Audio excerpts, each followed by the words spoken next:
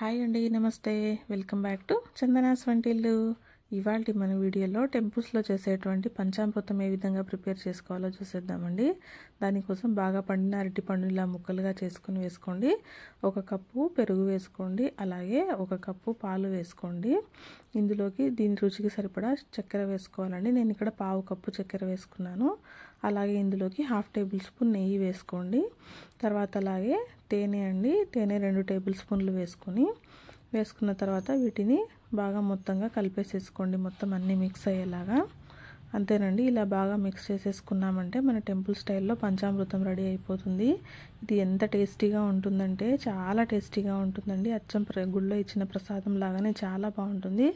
తప్పకుండా ఒకసారి ట్రై చేయండి. ట్రై చేసి ఎలా వచ్చిందో కామెంట్ చేయండి. ఈ వీడియో మీకు నచ్చినట్లయితే ప్లీజ్ లైక్ చేయండి, షేర్ చేయండి అండ్ సబ్స్క్రైబ్ చేయండి. ఈ రెసిపీ మాత్రం తప్పకుండా ఒకసారి ట్రై చేసుకోండి. ప్రసాదం లాగా స్వీకరించండి. నైవేద్యంగా కూడా చేసుకోవచ్చు. Thank you for watching. Bye.